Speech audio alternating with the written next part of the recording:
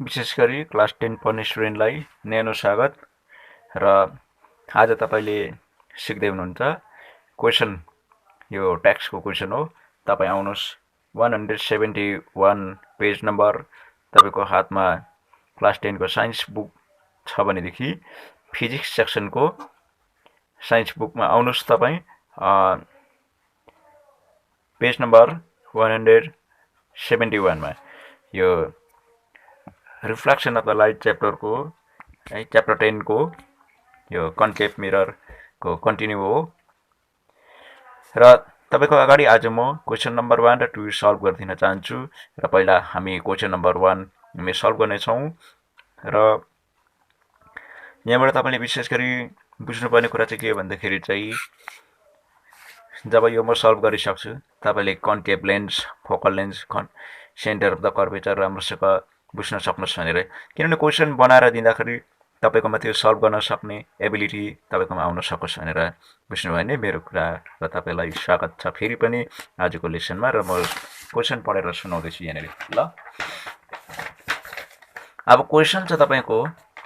find the focal length of the convex mirror which radius of curvature is 32 centimeter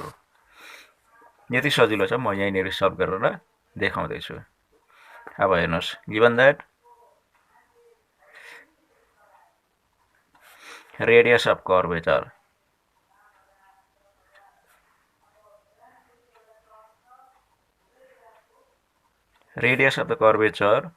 यसलाई c ले denote गर्छौं हामीलाई दिएको छ कति भन्दाखेरि चाहिँ 32 होला 32 हो तपाईलाई याद छ यो c को फर्मुला 2f हो हैन 2f हो किन फोकल लेन्थ को जस्ट डबल चाहिँ सेन्टर अफ द कर्वेचर हो त हामीले फोकल लेन्थ निकाल्नु पर्दा 2 मुनि जान्छ यो कुरा तपाईले ध्यान दिनुस् f = c/2 फोकल निस्किँदैछ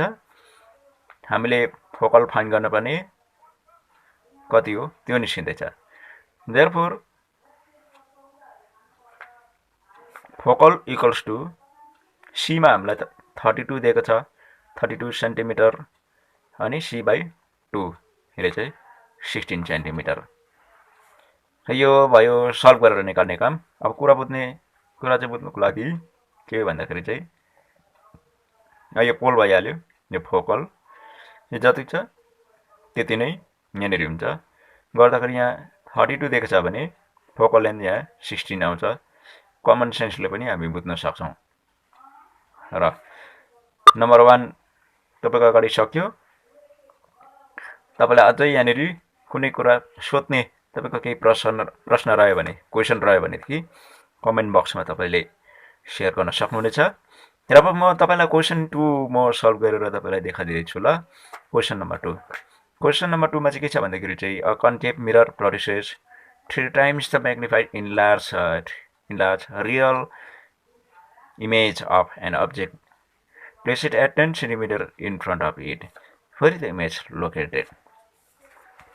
अब तपाईले सोच्नु हुँदैछ ल यो सबै निकाल्नुको लागि चाहिँ के चाहियो भन्दाखेरि चाहिँ मिरर फर्मुला लगाएर निकाल्छु भनेर तपाईले सोच्नु हुँदैछ ल तर सधैँभरि मिरर फर्मुला लाउनु पर्छ भन्ने छैन यहाँनेर हेर्नुस् म्याग्निफिकेसनको फर्मुलाले पनि निस्किन्छ यहाँनेर हेर्नुस् object image height by object height = minus image position by object position यो फर्मुलाले निस्किन्छ हामीलाई के दिएको छ भन्दाखेरि चाहिँ फर्स्ट अफ अल हाम्रो सल्युसनको छेडी given that के दिएको छ भन्दाखेरि concave mirror produces 3 times magnified enlarged 3 times a concave mirror produces 3 times magnified in a real image of an object भनेको छ object भन्दा चाहिँ नि त्यसको इमेज चाहिँ 3 times ठुलो छ अरे भन्नुको मतलब चाहिँ अब हेर्नुस् यहाँ इमेजको हाइट चाहिँ height of the image size लेख्नु image size is 3 times the object height भन्दैछ image size is 3 times the object height यसलाई तपाईले फर्मुलामा ट्रान्सलेट गर्न सक्नुहुन्छ यसरी इमेज हाइट चाहिँ इक्वल्स टु हो image height equals to 3 times object height चाहिँ एचले लेख्छ नि 3 टाइम्स भनेको चाहिँ 3 इन्टु भनेको हो यो 3 इन्टुलाई चाहिँ टाइम्स भन्नुहोस् त्यसले गर्दा 3h भइहाल्यो 10 सेन्टिमिटर छ यसको युनिट पनि सेन्टिमिटरै राख्दिउँ न हैन 3 टाइम्स ठुलो छ ओके अब हामीलाई अब्जेक्ट पोजिसन दिएको छ u इक्वल्स टु -10 लेख्नु पर्यो किन भन्नुस् त अब कन्केभ मिररको चाहिँ पोलदेखि जहिले पनि लेफ्टपट्टि अब्जेक्ट प्लेस हुन्छ ओके अब सुरु गरौँ है यो फर्मुला युज गर्दा कस्तो हुन्छ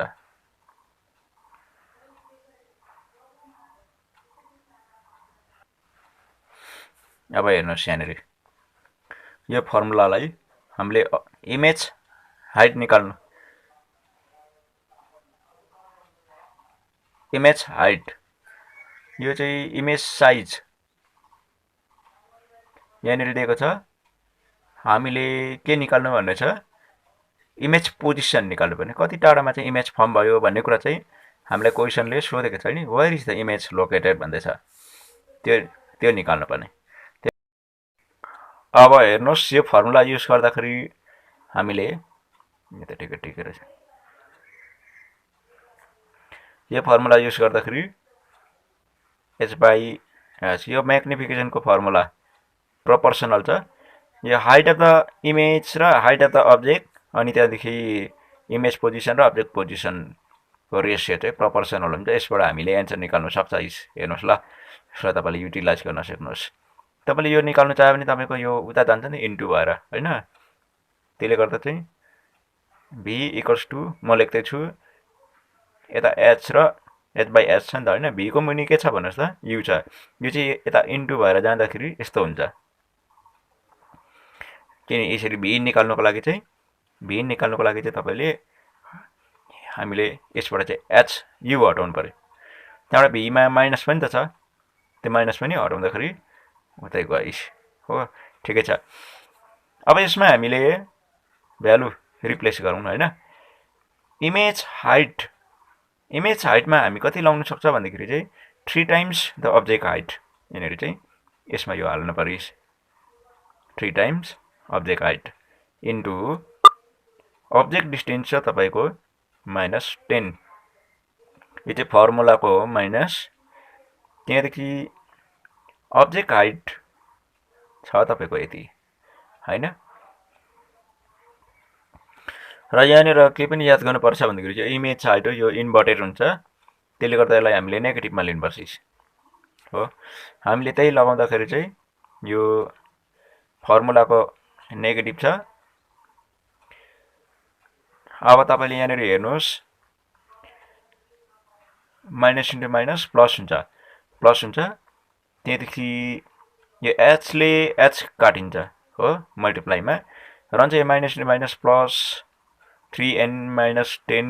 तपाईको कति आउँछ भन्दाखेरि चाहिँ -30 सेन्टिमिटर